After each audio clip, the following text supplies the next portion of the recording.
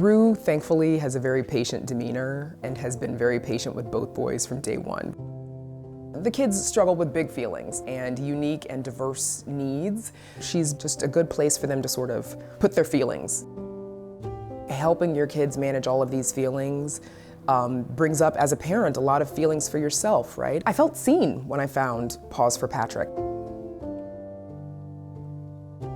Patrick is my son, and he was a kind and funny kid who loved to make people laugh. He was a very supportive brother to his siblings, Mags and Ben. What I remember most about Patrick is, without a doubt, his compassion. I have never met someone who puts others so much before themselves. He was an animal lover.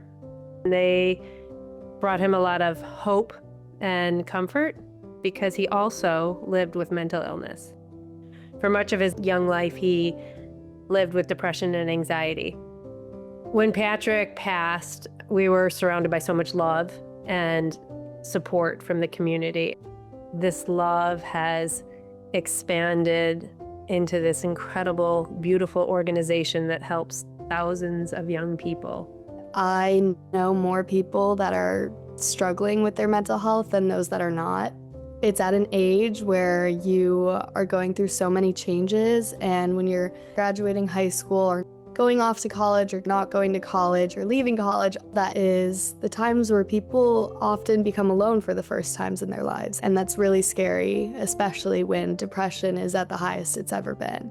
I cannot even begin to express how critical having an animal with you when you might be alone or you might just feel alone can be for you.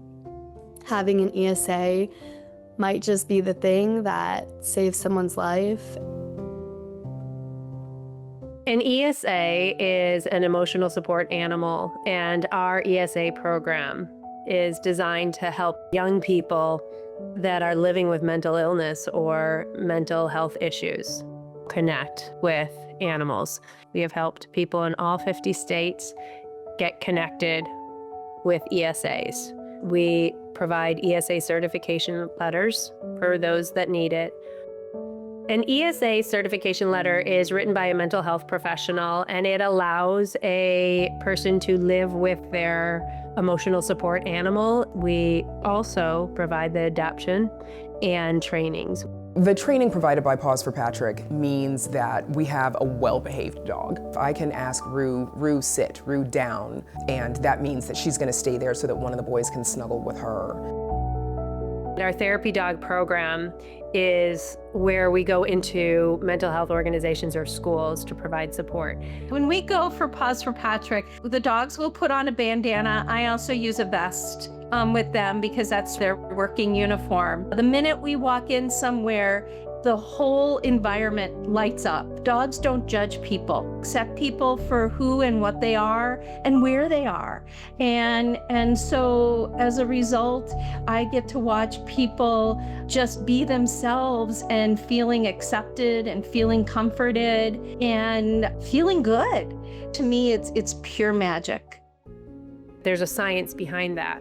When you spend a certain amount of time with an animal, look into their eyes, your cortisol levels, which are your stress hormones, they lower. Your oxytocin levels, which is your love hormone, increases. There have been studies that show stress reduction when you get to spend time with animals.